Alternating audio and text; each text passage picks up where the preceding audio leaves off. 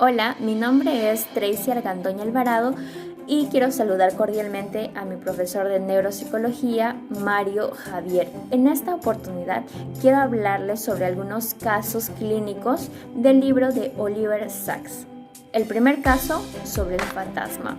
Un fantasma, en el término neurológico, es un recuerdo o imagen persistente de una parte de nuestro cuerpo que tal vez hemos perdido durante los meses o los años. Entonces está como un fantasma ahí recordándonos en cada momento.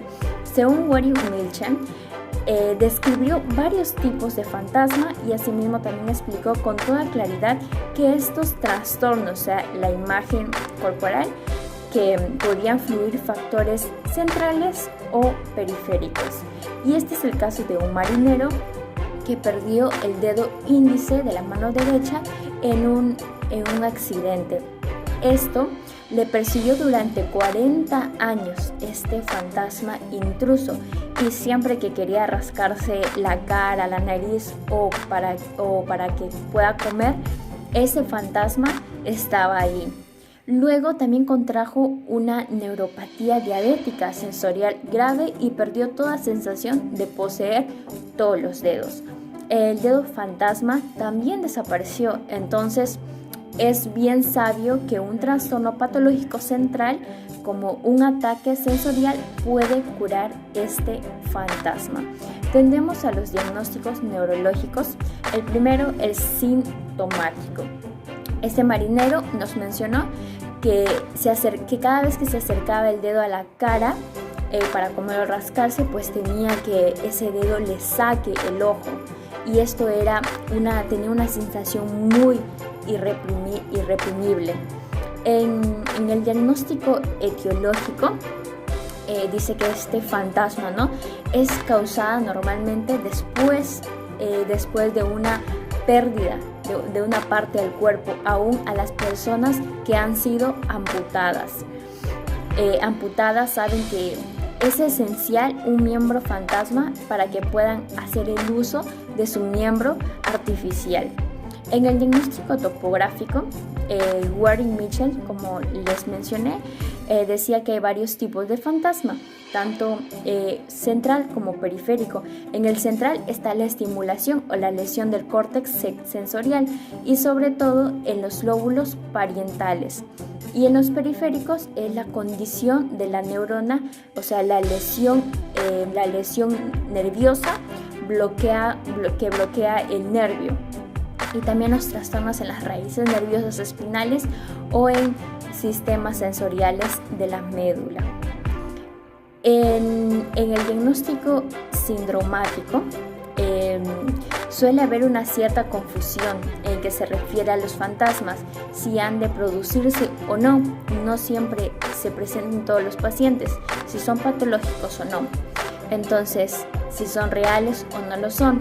La literatura científica puede ser un poquito confusa en este aspecto, pero los pacientes no. Ellos aclaran, ellos dicen que la cuestión es real. Entonces, que sí existen diversos tipos de fantasmas. Dicen que sufren el dolor en el fantasma. Entonces, a veces este dolor tiene un carácter extraño, pero con frecuencia un dolor bastante normal. La persistencia de este dolor presente en el miembro con anterioridad o la aparición de este dolor que podría esperarse que apareciese si el miembro estuviese presente de verdad. Pero también sabemos que un trastorno patológico central, como un ataque sensorial, puede curar a este fantasma. Bueno, ahora tenemos el siguiente caso del discurso del presidente. En este caso tenemos a los pacientes que, aunque muy inteligentes, pero padecían de afasia global o receptiva muy grave, lo que les incapacita para entender las palabras. Pero a pesar que no entienden la mayor parte de lo que les dicen, ellos estaban con todo el deseo de escuchar al presidente. Estaban muy entusiasmados durante la transmisión del discurso del presidente. Y todos estaban muy deseosos de verlo, pero cuando el presidente empezó a dar el discurso, ellos se mataban de la risa y daban carcajadas convulsivas. ya que estos pacientes afásicos no son capaces de entender las palabras y precisamente por eso no se les puede engañar. Y lo que capta la expresión que acompaña a esas palabras, esa expresión involuntaria, espontánea, completa, que nunca se puede falsear con tanta facilidad como las palabras. O sea que pueden desenmascarar la falsedad o la mala intención que tienen las demás personas con ellos. Es por eso que estos pacientes se reían tanto del discurso del presidente, porque reaccionaban ante aquellas incorrecciones grotescas porque no les podían engañar con sus palabras. Tenemos al diagnóstico neurológico sintomático. Bueno, como esos pacientes afásicos son increíblemente sensibles a la expresión o a cualquier falsedad o impropiedad de la actitud o la apariencia corporal, y no se pueden verlo aún aunque tienen el oído infalible para todos los matices vocales, para el tono de voz, para el timbre, para el ritmo, para las cadencias, las músicas, las entonaciones. Ellos pueden dar o quitar verosimilarmente a la voz de un ser humano. Tenemos también al diagnóstico etiológico, que la afasia, ¿cómo ocurre?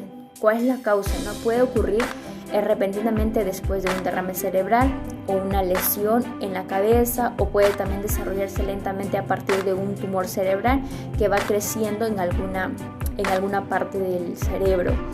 En el diagnóstico topográfico tenemos que es el daño en el lóbulo temporal izquierdo.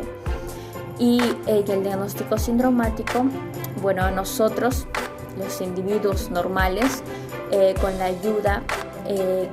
ayuda indudable, nos pueden engañar genuinamente y plenamente, pero a estos pacientes con afasia que tienen lesión cerebral permanecen inmunes y desengañados. Bueno, seguimos con los casos. El siguiente caso, bajo la piel. En este caso tenemos a Steven, de 22 años, un estudiante de medicina que había consumido drogas y soñó que era un perro en un mundo increíblemente rico y significativo de olores. Este joven que estudiaba medicina, al despertar del sueño, se encontró precisamente con un mundo idéntico. Había sido demasiado sensible a los olores y podía distinguir cada olor, cada aroma, todo eso. Se dio cuenta que también podía distinguir a todas sus amistades, o mejor dicho, también a todos sus pacientes que la atendía por el olor. Podía oler las emociones de los demás, como el miedo, la alegría, la sexualidad. Lo mismo que un perro, era idéntico prácticamente. Podía también identificar las calles, las tiendas, todo por el olor. Podía orientarse y andar por todo Nueva York infaliblemente solo por el olor. Y ya después de 3 semanas que estaba con esto, cesó y le pareció extraño volver prácticamente a su vida normal, como siempre fue. Los diagnósticos neurológicos que le dieron, primero el sintomático, fue que Steven decía que el placer olfativo era intenso, tanto las sensaciones olfativas agradables como desagradables. Eso es lo que él mencionaba, pero le parecía un nuevo significado total de todo lo que le rodeaba. Tenemos el diagnóstico etiológico. Lo que sucede, lo que parece suceder, es importante que fuese solo los rastros olfativos, no el córtex, sino lo lesionado. Es lo que ha desarrollado una imaginaria olfativa notable, que potenciaba todos los olores que él podía percibir. Podríamos decir que casi era alucinaciones controladas reales. En el diagnóstico topográfico podemos ver que este poder, en parte consiste, en parte era consciente y en parte inconsciente, que se ha intensificado y ampliado. Ahora, por ejemplo, tenemos el olfatea y el que huele la primavera, al menos convoca un recuerdo olfativo, una imagen olfativa tan intenso que casi puede engañar a sí mismo y engañar a los demás hacia creer cómo realmente huele cada ámbito de las calles, de las perfumerías y todo. Este es el siguiente caso, que es sobre un asesinato. El caso de Donald, que había matado a su novia estando bajo la influencia del PCP, que evidentemente es una droga. Bueno, él no tenía o no parecía tener ningún recuerdo de todo lo que había pasado, y ni la hipnosis ni el amital sódico sirvieron para liberar algún recuerdo. Lo llevaron al hospital psiquiátrico, pese a las dudas que si era un delincuente o un loco. Él parecía aceptar su internado con cierto alivio. Y bueno, siempre le habían interesado las plantas y ese interés le ayudó bastante. Así que se hizo a cargo de un terreno olvidado y creó jardines de flores, jardines de plantas aromáticas, jardines de todo tipo. Parecía que se había logrado una especie de austero equilibrio. Después de todo este proceso, transcurridos 5 años, empezó a salir del hospital con algunos permisos de fin de semana que le empezaron a dar.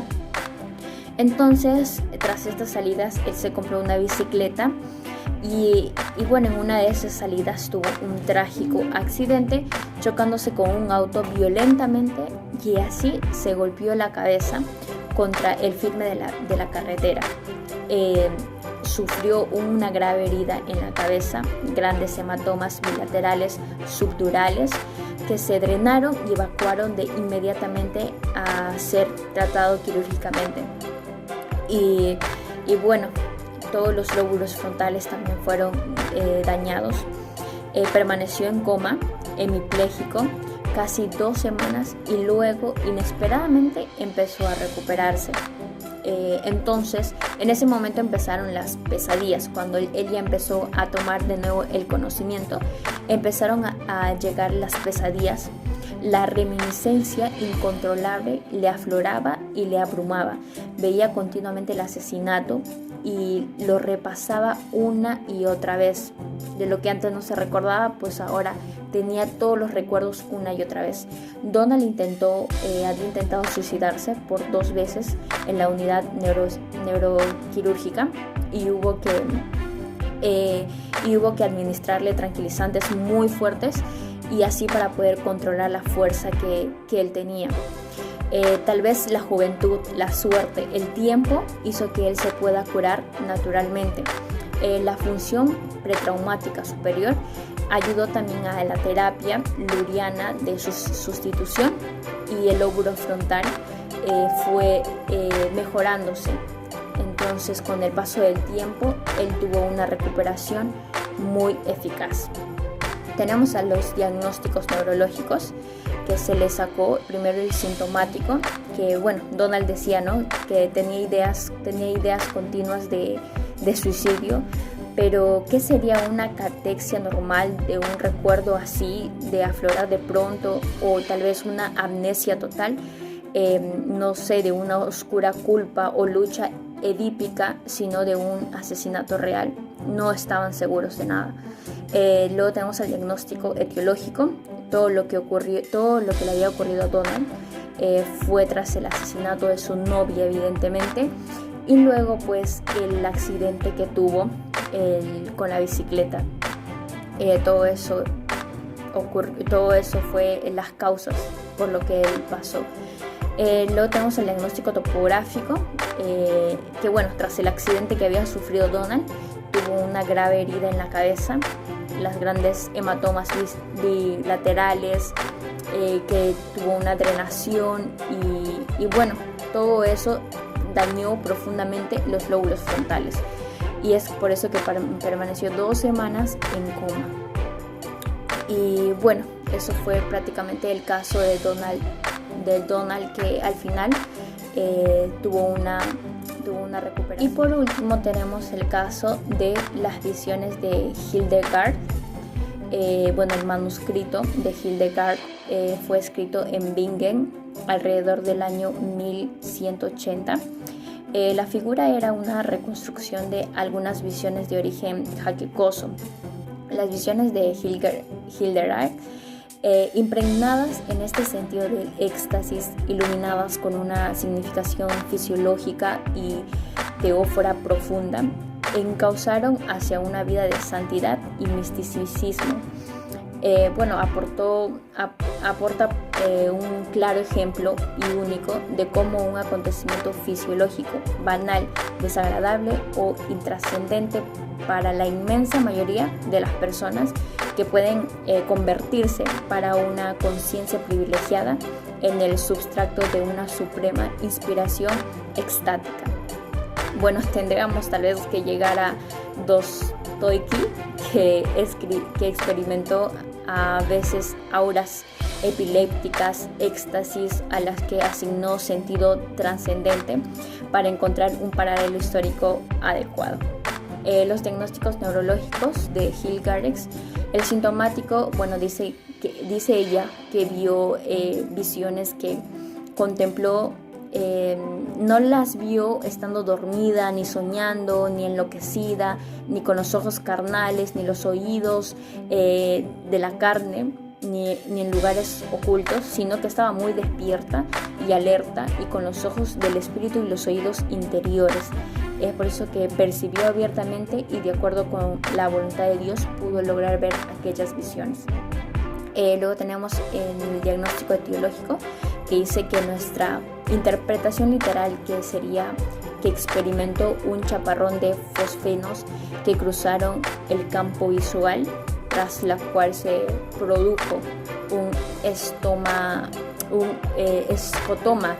negativo. Y tal vez en el sindromático dice que hay momentos y es solo cuestión de 5 a 6 segundos en que sientes la presencia de la armonía eterna. Es una cosa terriblemente, es una cosa que puedes sentir claramente aterradora con cómo se manifiesta y el arrebato extático que invade, ¿verdad? Y este estado dura más de 5 segundos, el alma no podría soportar más, dura máximo 5 segundos, y no se podría soportar más tiempo. Durante estos segundos se vive una experiencia humana completa y por eso te podría dar una vida entera sin pensar que estuviese pagando demasiado. Eso fue lo que mencionaba Hildegard y eso sería el caso de ella y sus visiones. Gracias.